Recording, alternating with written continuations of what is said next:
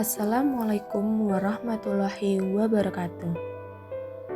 Perkenalkan, saya Ratna Dwi Pemilih Sarjana Pendidikan akan memaparkan pembelajaran diferensiasi, gaya dan macamnya di kelas 4. Berikut profil saya.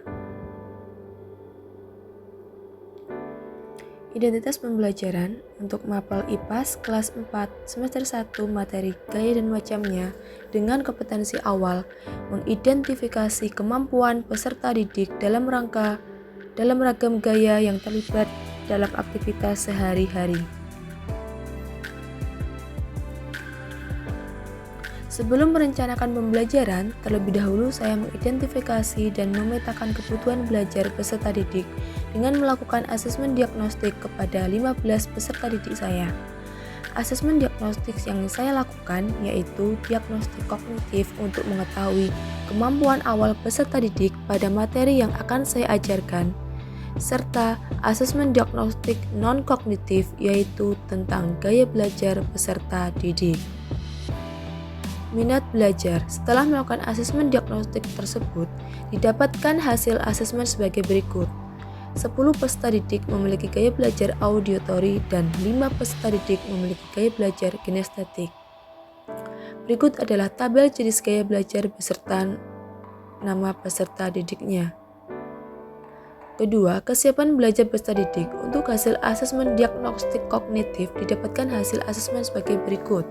8 peserta didik paham utuh, 4 peserta didik paham sebagian, dan 3 peserta didik belum paham. Berikut tabelnya. Pembentukan kelompok belajar pada pembelajaran ini saya kelompokkan berdasarkan hasil asesmen keduanya secara heterogen, sehingga peserta didik paham utuh akan dapat membantu peserta didik yang paham sebagian dan belum paham, atau saya lakukan dengan tutor sebaya. Menentukan tujuan pembelajaran. Setelah memetakan kebutuhan peserta didik, maka selanjutnya menentukan tujuan pembelajaran sebagai berikut. 1. Melalui kegiatan pengamatan video gaya dan macamnya, peserta didik dapat mengidentifikasi pengaruh gaya terhadap suatu benda dengan tepat dan dapat mengidentifikasi macam-macam gaya pada suatu benda dengan tepat untuk kelompok auditory, serta melalui percobaan peserta didik dapat mengidentifikasi gaya yang terjadi pada suatu benda dengan tepat untuk kelompok kinestetik.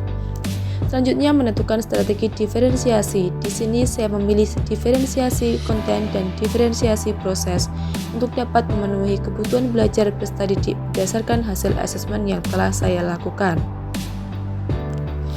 Diferensiasi konten untuk kelompok auditory menyiapkan bahan ajar berupa beberapa video pembelajaran tentang gaya dan macamnya, menyiapkan bahan untuk membuat mind mapping macam-macam gaya, dan menyiapkan bahan bacaan tentang gaya dan macamnya. Untuk diferensiasi konten kinestetik, saya menyiapkan materi untuk pos-pos kegiatan yang akan dilakukan peserta didik, menyiapkan bahan-bahan untuk percobaan macam-macam gaya, dan menyiapkan bahan bacaan tentang gaya dan macamnya. Selanjutnya, diferensiasi proses untuk kelompok auditory. Peserta didik dalam kelompok mengamati video pembelajaran tentang gaya dan macamnya, kemudian mencatat hal-hal penting dalam video tersebut, serta berkolaborasi mengerjakan lembar kerja peserta didik yang telah disediakan oleh guru. Kelompok kinestetik.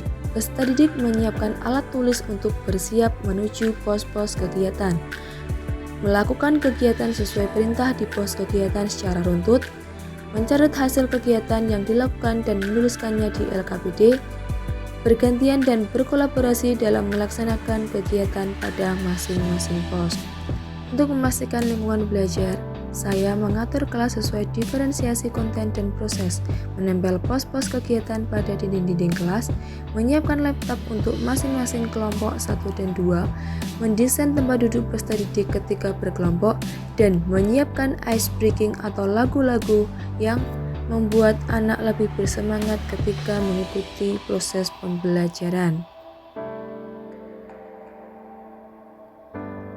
Berikut ini adalah dokumentasi proses pembelajaran diferensiasi yang saya lakukan. Selamat menyaksikan.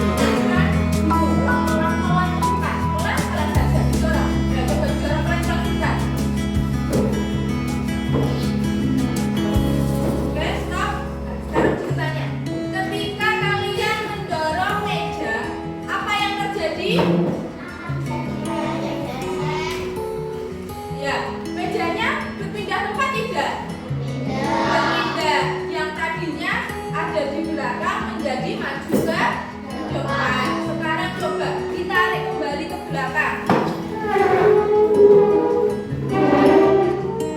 Nah, sudah kembali seperti semula ya. Berarti yang kamu lakukan pertama tadi apa? Mendorong meja, kemudian menarik meja. Nah, menarik dan mendorong meja itu kira-kira apa yang kamu gunakan? Tangan, otot. Nah, anak-anak, coba sekarang kita coba lagi.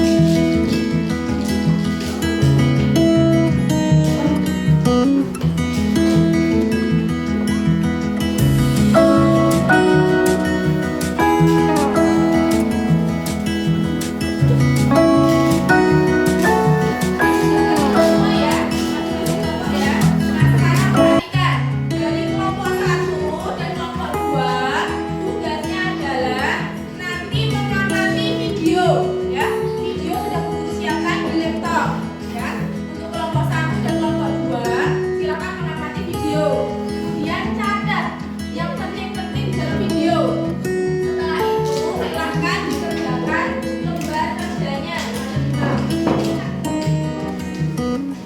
Nanti ada dua ya lembar kerjanya. Sekarang kerjakan di dalam KPD ini. Kerjakan sama kelompoknya. Untuk kelompok 1 dan 2.